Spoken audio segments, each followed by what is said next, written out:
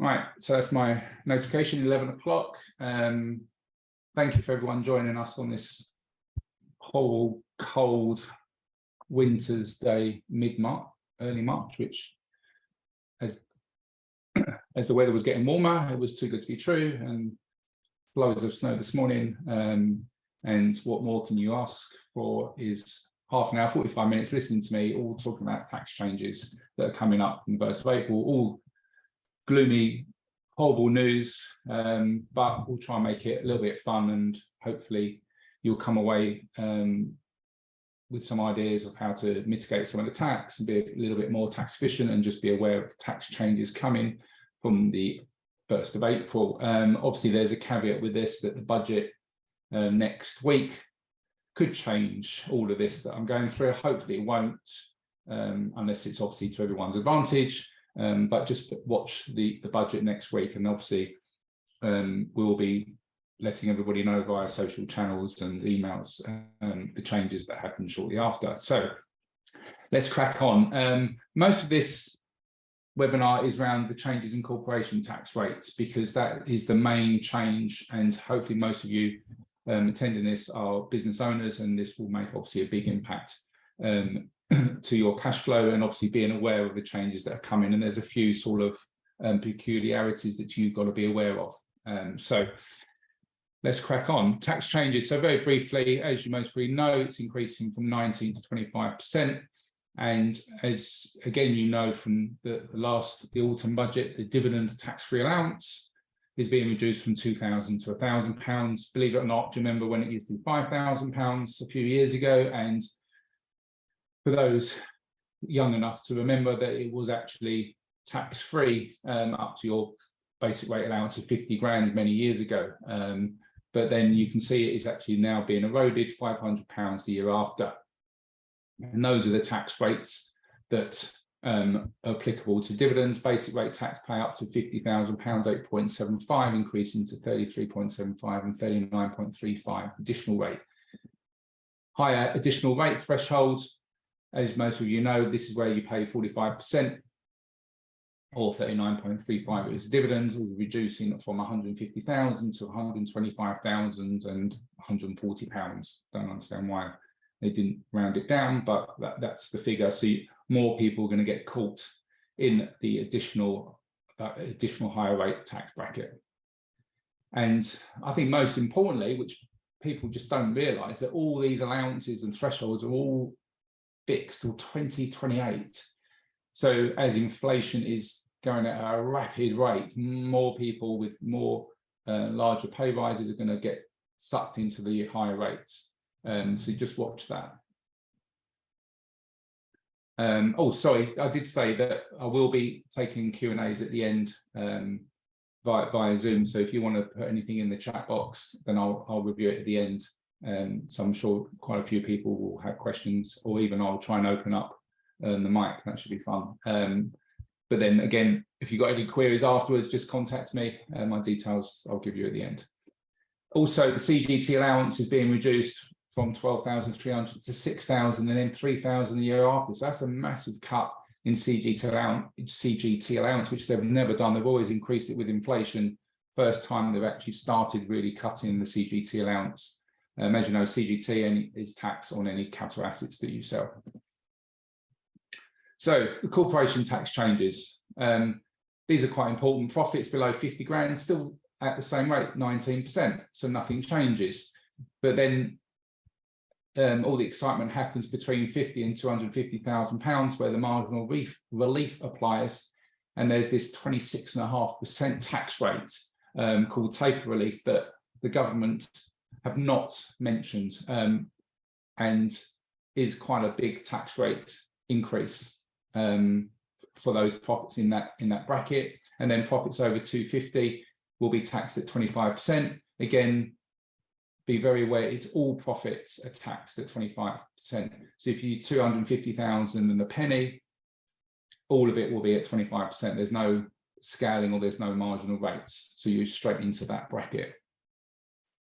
So the marginal relief, for those, again, old enough to remember, 2014-15 was when this was last around, when they had different corporation tax rates. And as you can see, as just the previous slide, that this is not politically friendly if they then showed this as the tax rates for corporation tax. So what they do, they make it very complicated, and this is the formula that is everywhere. If you look online, this is the main formula how to work out the amounts. So quite complicated. Nowhere does it mention 26.5%, but the best way to maybe show this is by an example of what the actual rate is. So you've got profits of 100 grand, very simply, both of them, half of the 50,000 at 19, and the other half at 26.5%. So you got the effective tax rate is 22.75%. So your tax rate, your tax payable is 22,750 on the 100 grand. So you can see how the 26.5% figure works for those profits between 50 and 250,000. So this is quite a nice slide where, as the profits start increasing up to 250, you can see what the effective corporation tax percentage is. So for your business, if your profits have been around the 150,000 mark consistently over the next few years, last year and going forward, it's 150, your tax rate will be 24%, not the 19% that we've all been used to paying. As you can see, hitting the 250, then you'll be at 25%. Again, the effective rate applies to the whole of the profits. So this is where it gets a little bit interesting, a little bit complicated, multiple companies. So obviously what HMRC don't want you to do is set up loads of little companies, and each company is earning £50,000 or below, and you're all paying 19% rather than the increased rate. So what happens is the 50,000 to 50,000 thresholds are apportioned depending on the number of associated companies.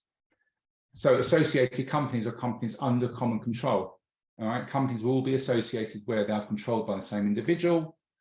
And a good example of this will Mr. X owns 100% of A and 100% of B. They are associated. Mr. Y owns 100% of A and 80% of B. Again, they are associated because he owns the majority in both companies. Yeah, 100% and 80%. Again, conversely, Mr. Z owns 100% of A, but he only owns 20% of B. They are not associated for the corporation tax marginal rate. Again, they are associated if they're controlled by the same group of individuals, albeit with differing shareholdings. And a good example of this, company is owned 80% by Mr. X and 20% by Ms. Y. They're associated. Company B, 45% each by Mr. X and Ms. Y, and 10% Ms. Z. All right. All right, so that's, sorry, that's the example. Company A is owned 80% by Mr. X and 20% by Mr. Y. And company B, 45% each by Mr. X and Ms. Y, and 10% by Mrs. Z. A and B are connected by virtue of Mr. X and Mrs. Y, despite shareholdings differing. You see, you've got to be careful with when you've got groups of individuals, because you've got 80%, yeah, and 20% is owned by Mr. X. All right. And so the majority of the shareholding are owned by the same group of people. So you just got to watch that. Again, in some cases, the rights of family members, spouse and blood relations are included where a commercial independence between the two companies. So again, a good example, Mr. F owns 100% of A and Mrs. F owns 100% of B. Yeah, if A Limited and B Limited have no commercial independence, the companies will not be associated. Right? Again, really important to make sure that there's no interdependence between the two companies. And what does that mean? So commercial independence means that financially one company supports the other, economically the companies serve the same market, share some common customers or benefit each other, and again organisationally they've got common management, premises or equipment. So if A and B were commercial independents, they would be associated. So if they're trading from the same premises, they're using the same customers, and all you've done is really split the companies between husband and wife, okay, then they're going to be associated. So just, again, we've got to be careful. There's none of that is going to catch you out. What does that mean? Well, it doesn't. So what does that mean with the multiple companies? So basically the 50,000, the 250,000 limits get divided by the number of companies that you've got. You've got two associated companies, the 50 grand becomes 25, the 250 becomes 125, and so on. So obviously you've got more chance of being caught by it. So You've just got to be careful around the number of companies under common control. Over the last few years, we've seen obviously more companies being set up to protect the companies, and obviously that's now becoming a problem, because now with the corporation tax rates, they're gonna get caught under the associated companies rules. Where there are companies under common control, try and match profits as equally as possible. I'll show an example where if the profits aren't matched, how you end up paying more tax. So if you can try and match them equally between the companies, then you will pay less tax. Consider, do you actually need those companies? Are those multiple companies required? Because you could have one small company trading just for the sake of it, because historically you've always done that, don't really need it, but what it's doing is obviously going to have a knock-on effect on the other trading companies and end up paying more tax. Maybe consider a limited liability partnership instead, if that's practical. And again, be aware of business activities of family members if there are mutual interdependency. All right. So again, just have a review if that is your case. So again, I'm going to show an example. A and B are under common control and associated. So A's profits are 22 and B's are 28,000. The corporation tax for A is that 4180 and 5545 for B. Total is 9725. As above, but A's profits are 48 and £2,000 for B. So they're not equal, they're not close together, and one's a lot higher than the other one. Strangely enough, the corporation tax actually increases by £1,500 because A is being taxed at a higher rate compared to B. If both companies have profits of 25 grand, as per the previous slide where we're trying to equalise them, then the tax would be £9,500 rather than 9,725 or 11,225 if they're not as equal as the 25 grand. So again, just got to watch that where you can try and equalise them, then you can see the tax benefit of doing that. So this is quite a nice example where I've shown £1,000 pre-tax profits, what the corporation tax will be at the 19%. If you then draw your income as a dividend and what the dividend rate would be, and at different tax rates, what the dividend tax rate, your total tax that you would pay, and the effective marginal rate for paying the dividend tax and the corporation tax. So as you can see, if you're the basic rate, the dividend tax rate of 8.75, paying 19% corp tax, the effective marginal rate is 21.6%, i.e. 261 into £1,000 is that figure. Oh, that should be, sorry, 26.1. Sorry, that's 26.1. Just it's an error in the calculation, which is not good.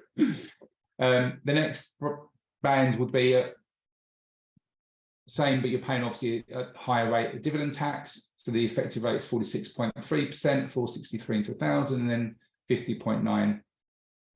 It's £500 into 1,000. So virtually 50% has gone in tax if you're taking out dividends and you're in that higher rate bracket. What would happen at the 25% CT marginal rate? So you're paying 25% tax. As you can see, £1,000, you're paying corp tax 25%, 250 quid, taking dividend tax out at 8.75, all those different rates. And as you can see, you've got 31.6% effective rate, 50 and 54. All right, so that gives you an idea of how much tax you'll be paying if you're 25% rate and you're taking the dividend tax rate at the higher rate. So this is quite a big thing at the moment. Is our dividends still more tax efficient than actually paying a salary? And the short answer is yes, it is. And this shows you what the effect is if you took it. There's a fly flying around, it's really annoying. Anyway, this is the comparison to salaries and dividends. So as you can see, if you're taking a salary, and I'm assuming you've already used the employment allowance, you know, the £5,000 you're allowed against your employer's national insurance. This is assuming that's already gone. So you've got the NI, you've got the salary, you've got the income tax rates, you've got income tax due and employees NI. And there's the total tax due as a salary and as you can see, the effective marginal rate is much higher, 40%, 57 and 62, compared to these effective marginal rate if you're paying even at the 25% corp tax. So you're still better off taking the dividends. However, that gap has narrowed quite significantly over the last few years. Still better off, but not as well as we used to. And obviously, you've got to bear in mind with dividends, obviously it goes on your tax return, and you have a tax liability personally to pay that tax, normally twice a year, July and January. So you just got to watch whether you've got the funds to pay that personally, or you'd rather put it through a salary, and then obviously then the company pays the PAYE and at a higher rate, but it's coming out of the company's pockets rather than yours personally. So this is another thing you've got to be aware of. Just put it in there for clarity, is the QIPS, QIPS, which is the quarterly payments on accounts. So basically, large companies that earning more than 1.5 million profit, and that's taxable profit after any adjustments for add backs or capital allowances, would have to pay quarterly payments on accounts. But what's going to happen is from the 1st of April, the associated company rules will kick in, and it will make an impact on those companies, or maybe large groups where the group is quite profitable.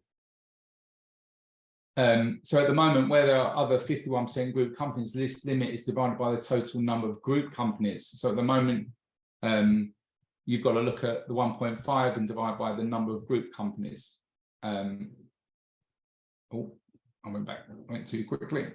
So again, well, you've got to watch that, which is quite important. It only applies in the second consecutive year that the company is large. If you're large for the first year, don't have to apply it. But if you're into your second year and you're still large, then you've got to watch the quarterly payments on account. So a good way to do this is an example. So Mr. X owns company A, which has 4 51% related group companies. He also owns company B, a separate standalone company. Company A's profits for the 12-month accounting period to March 23 are 275 grand. Under the current rules, before the 1st of April, the threshold will be reduced to 300,000. Yeah, 1.5 million divided by the 4 group companies plus that company. That's why it's divided by 5. So you've got 4 group companies plus the existing company. So you divide by 1.5 by 5 gives you 300. So it would not be deemed large. So the 275 is below the 300. However, from the 1st of April, company B would now be treated as an associated company because there's mutual control, and the threshold gets reduced accordingly. So now the threshold is divided by 6. Instead of 5, we've got this extra associated company, right? 275 now exceeds the 250 limit. They will now be deemed large for QIPS, which means that they'd have to start paying payments on account, or corporation tax payments on account, quarterly in advance. So again, that's going to have a big impact on cash flow. Just got to be aware of that. Just got to have that in your mind. Might not apply to a lot of companies, but if you've got a lot of associated companies, property companies, second year, if you continue to earn 1.5 across the group, just got to watch the quarterly payments on account. So what I was going to do here is just have some tax planning tips. These are, as well as corporation tax planning tips, as well as personal tax planning tips, because I know that there's obviously, from the 1st of April, we're coming up to the end of the tax year. So there are things that we can do now to mitigate the tax. And these are some ideas that I'll throw out there for people to then consider.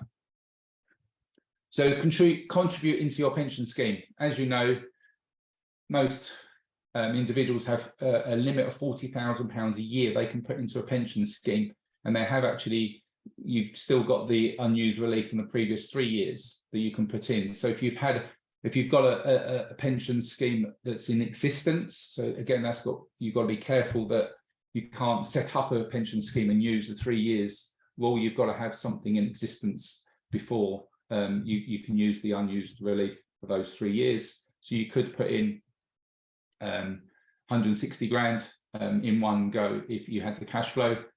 Just watch the £240,000 annual earnings limit. If you exceed that, then the £40,000 starts getting tapered down, and you can't contribute as much as somebody below the 240. So just again, watch your earnings, whether you can do the 40,000.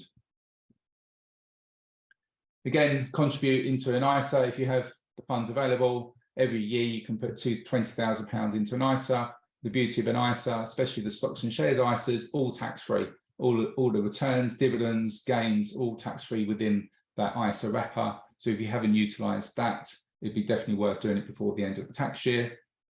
Again, the £2,000, at least utilise the £2,000 dividend allowance if you haven't already. Just a bit of a no-brainer. Again, due to the changes in the capital gains tax allowances, if you can, and it's practical to start looking at selling assets, maybe transfer them to spouse. Spouse transfers to spouses are tax neutral. There's no tax on that. And then maybe get the spouse to utilise their 12,300, or even joint assets. So you've then got £26,000, £24,500 allowance before the 5th of April. So maybe you've got stocks and shares and you're looking to sell them, or they're not doing very well. Maybe realise those gains and utilise the allowance, because if you do it after the 5th of April, you might end up having a tax bill on your capital gains. A good way to reduce your tax bill is to invest, again, if you've got the cash, to invest in EIS or SEIS companies, EIS enterprise investment schemes, and S, which are seed enterprise investment schemes. There's lots of rules and regulations around it, but in effect, and I could do a whole presentation on these, but you get 30% tax relief on an EIS investment and 50% on an SEIS. SEIS they've got to be trading within 2 years, and you can't invest as much into those companies, obviously, because they're more risky and you're more likely the company not to trade profitably. So the idea is that, yeah, you put in 100 grand into an EIS company, you would get 30 grand back as a refund if you've obviously paid 30 grand in tax, because you've got to pay the tax to get it back. The same, put 100 grand in your SEIS company, you will get 50 grand back as a tax refund. Also, there are tax, if the company doesn't succeed, there are, again, tax benefits at the end as well. So the actual investment into those companies are lower with all the tax reliefs that you get. So that's a way of doing it. Another one is VCT investment. VCT investments, where the VCT Venture Capital Trust will invest in AIM companies and small trading public companies, where you get, again, 30% tax relief on those investments. So if you're looking to invest, you're a higher taxpayer, those 3 sort of investments are a good way, and they're all government backed, and there's nothing dodgy or wrong with those investments. Again, with EIS, SEIS, VCT, we've got Raffingers Wealth Management. We've got really good products there that have been going for a number of years with decent returns and fairly low risk. So again, let us know if that's any interest. Electric cars have become very popular now, as there's more options out there and the prices have beginning to start reducing. That if this is more for maybe employees, rather than giving employees pay rises, which are then obviously taxed and NI and everything that goes with it. The benefit in kind tax is still really low compared to other cars, where the employee would only pay 2% as a benefit kind on the list price. So, for example, the list price of a car was 50 grand. Their benefit in kind will be £1,000, and they'll pay tax on the £1,000 at their tax rate. So if they're a 20% taxpayer, they'll only pay £200 a year for having a company car, which is really cheap compared to those others. So it's a nice way to maybe think about giving company cars out, but they've got to be 100% electric, can't be hybrid, because once they're hybrid, that 2% rate ramps up to maybe 15% or something like that. So just watch that. I'll just put this in there. Not many people are aware of it because it doesn't really apply to a lot of people, but claim the marriage allowance if you haven't already. You got to have unique circumstances where one partner earns below the personal allowance limit of 12.5, and the other is at the basic rate bracket so they're earning less than £50,000 and they're married, you can actually get the marriage allowance transferred and you can go back 4 years. So it can be quite nice if you hit those, if you meet those circumstances. And again, let us know if you do, and we'll see if we can make the claim on your behalf. And again, watch the 50 grand limit for higher income child benefit charge. People do seem to forget this when they submit their tax return, and all of a sudden they get a charge, HMRC asking the child benefit to be repaid. So again, watch the 50 grand limit. Can your income be distributed elsewhere with the spouse or partner, so you are below the 50 grand limit? So again, we've got to watch that. That could be quite expensive. And last but not least is the tax-free childcare limit of £100,000. Again, it's worth £2,000 per year. Watch the £100,000 limit if you can. Right, so what I'm going to do, I've got a couple of slides that I've had people ask me over the last couple of months, so I thought I'd collate them all into the slides, and hopefully I might have covered some of the questions that you guys might have. So, can I shorten the company's year end to 31st of March 23 and pay tax at 19%? Yes, you can, if that's practical and that's worth doing. Obviously, you're going to be pushing forward the tax date.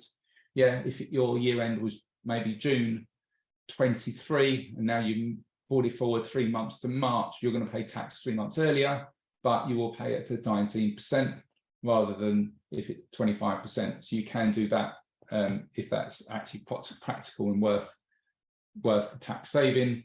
Again, should I dispose of assets before? Obviously, yes, because of the same.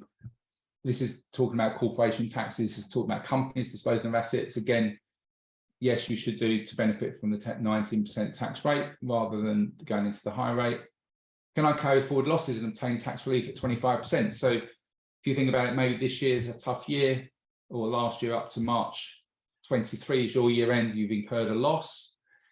Can you use that loss in the 19% sort of world and carry it forward to 25%? Yes, you can.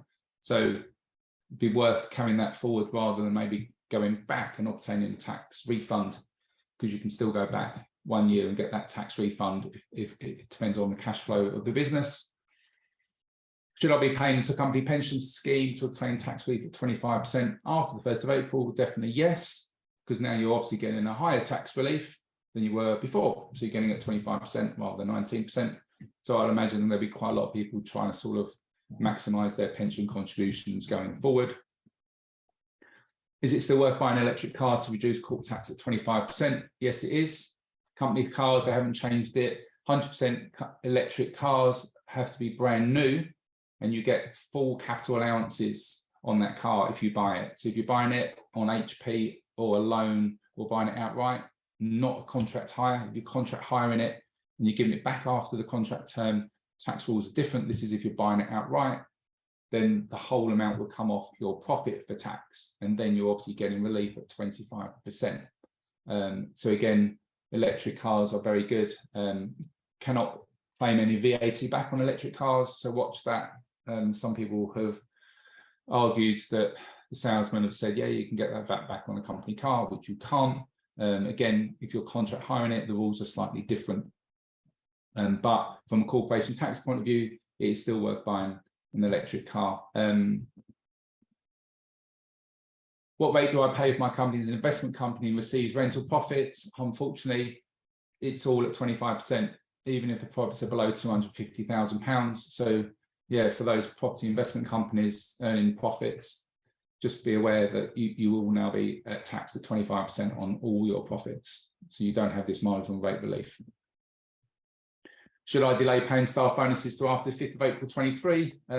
Yes, as you'll obtain relief at 25% rather than 19%. So you can see where this is going with some planning. If you are thinking of doing bonuses and your year end is March, it makes sense to pay those bonuses in the April pay packet rather than the March pay packet.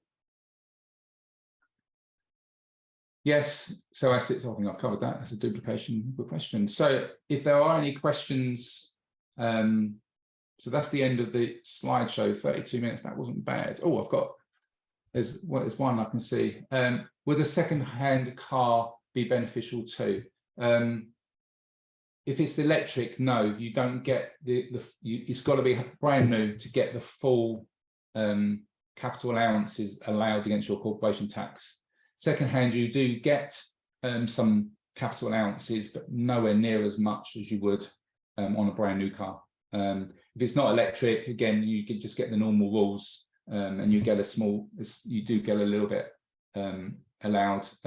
Double cab vans are still classed as vans, but those double cab pickups still classed as vans.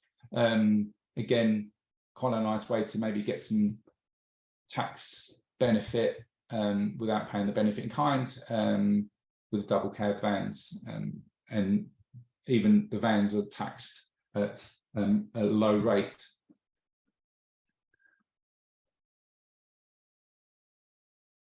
That's a good question. Thanks, Amy. Is 100 grand tax-free childcare per individual or per couple? I don't know. I'll come back to you. I don't want to guess. I think it's going to be. I'd imagine it's got to be per couple. I can't believe that'd be 100 grand each. So I'll make a note and double check that, Amy, if that's right. 100k childcare limit. I'll let you know. Yes, we will send. Tanvir, thanks for the question. We'll get the presentation slides out to you afterwards because it's quite nice with those examples and those comparisons to the dividend salaries to have them. So yeah, we'll be making sure that these are available, and this is being recorded. So if anyone wants to listen to my dulcet tones again, you're more than welcome, which I doubt anyone would want to do. Oh, how dare you be 2 minutes late, Sophie? Can you please flash up the first slide again? Or they sent out afterwards. Yep, I'll do that. I will send. They will be sent out, and I will flash that up. Oh my God, there's loads of questions. I'll come back to you, Sophie, at the end. Make sure I don't forget. Can I claim relief for ISA for the past years like you can with pensions? No, it's a 1 year only. You miss it, it's done. It's not a carry back or relief or unused reliefs from previous year. Yeah, if you don't get it, you miss it, unfortunately. Can you offer the electric car scheme to employees even though it's not used for business? Yes, 100%. So that's the whole point of the benefit in kind. The benefit in kind tax is tax that they pay for using the car privately. Up till now, no one really was giving out company cars because the tax was so onerous and it was so expensive for the employee to have a company car. But now the electric car is becoming so much more viable and so much more popular because of the benefit in kind tax. Just got to watch that they have already announced that the 2% rate will increase. So, I did throw it away. Hold on. Let me get a bit of paper. So the benefit in kind 2% rate is fixed. And it's fixed 24, 25, then it goes up 3%, 4%, and 5%, 27, 28, it does go to 5%. So you just got to watch that. If you've got a car and you're going to hold it for 3 or 4 years, that eventually, as the years go by, you will be paying more tax. So, for example, on that 50 grand benefit, 50 grand car, 5% is going to be 2.5 grand is your benefit, and you'll pay tax on 2.5 basic rate tax pay. You're going to pay £500 a year, right, in tax to use a company car.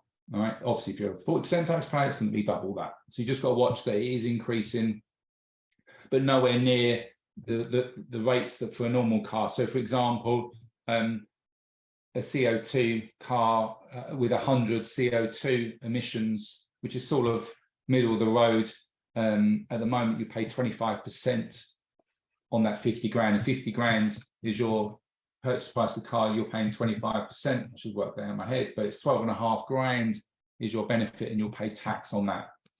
20% is 2.5 grand a year in tax, and obviously double that if you're 40% taxpayer, which is why no one was really using normal cars. What if I own 2 companies, but they are not connected through their activities? Are profits still taxed and associated? Yes, if you own both companies, they are connected.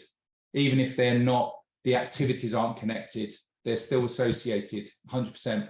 So if you've got one company that's a hairdressing company and another company that's, I know, a recruitment company. How strange, but you've got those two companies and you own both of them, they're associated for a corporation tax. It doesn't matter that they're not even connected by their activities. What will the tax be on a commercial property that is rented out after April, say 25%? Straight 25%. It's quite easy. If you exchange contracts, yes. If you exchange contracts before 5th of April and there's no conditions to the exchange, then they'll take that as being the date of transfer of the property.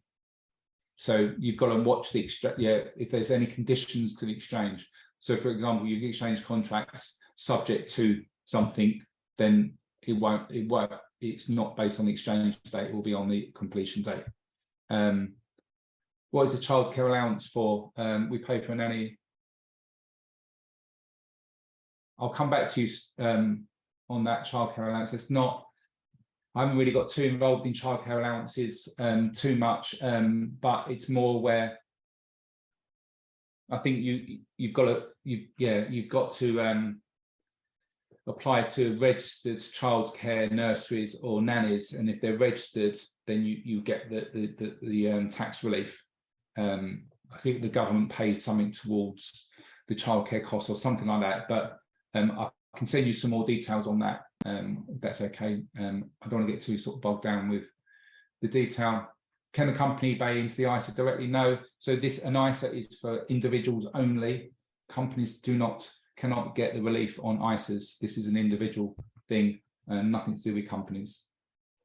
If you give an employee an electric car and they leave, can you pass it to another employee and continue getting the benefits for them? Correct? Yes. Yeah. If it 100% employee leaves, company car moves to another employee, they then start paying the tax, the benefit in kind on that 100%.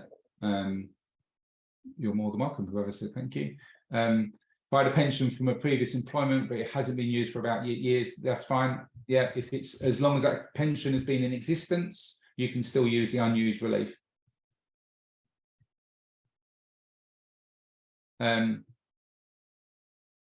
you share information on machinery, plant, etc., to buy equipment for business, i.e. laptops and desks? Yes, so that's a great question, because you've got to remember when COVID was around, they introduced this super deduction allowance, 130% allowance on any plant and machinery or laptops or desks, as a sort of incentive for people to keep investing in their business. So that relief actually ends the end of this month. 31st of March, it goes back to 100% relief. So you get the extra 30% if you've bought assets used in the business before 31st of March. So in effect, you're getting an extra 30% sort of uplift in what you've purchased at 19%. So the tax saving isn't massive, but it would be crazy to delay buying any assets to after the 1st of April, when you could have done it a month before and get the extra 30% without really doing anything. So yeah, definitely worth doing that if you're thinking about investing in the business. Yeah, so anything in the business, 100%. If you're kitting out your kitchen for your business, all of that applies. You'll get the extra 130%. You'll get the extra 30% relief if it's purchased before the end of this month. Yeah, so small buy-to-let company earning about 20 grand profit, you will pay tax at 25%. Investment companies now treated as paying at the main rate of 25%. Not too sure about the pension, whether you've got to put it into the old pension scheme or you can use it, the relief, and put it into a new scheme. Our wealth management guys, Lawrence and Graham, will be able to tell you that. Pensions is not my forte, but I'm not sure I think you can put it into the new scheme. I'm not sure. Ask one of those guys if that's possible. No problem. Thanks for all the questions. Put me on the spot on some of them. I will come back to you, Amy. Oh, I mustn't forget. Let me go back to the first slide for Sophie, who obviously had better things to do than join on time, but we'll let you off. There must be a quicker way to do this. Then scroll back like that. Yeah, so the first slide was that, hopefully you can see that. So this is just a bit of a reminder what changes are coming. Corporation tax increasing from 1925, dividend tax allowance reducing from £2,000 to £1,000 and then 500. And those are the basic and higher rate and additional rate tax rates. High additional rate threshold, tax rate 45%. This was highly put in the media, publicised, was that it's dropping from 150 to 125. And the biggest thing I think that people were sort of underestimating is the allowances are remaining fixed until 2028. So with increasing rates of inflation and all the rates, especially this 150 to 125 being reduced, more people are going to get sucked into the higher rate brackets. And CGT allowance, for the first time that I can remember, and getting too old for this, has been reduced from 12,300 to 6,000 and then £3,000 the year after. So wow, there's going to be a lot of people paying tax on the sale of assets. So that was the first slide. I think you came into that slide there. And just make sure that I haven't missed anybody out. More than welcome, Sophie. So thank you, everybody. Look out for a copy of the slides and this presentation. Hopefully that was useful and didn't go into too much detail. I know sometimes it's quite complicated with all the examples, but I think you get the flavour of what's coming.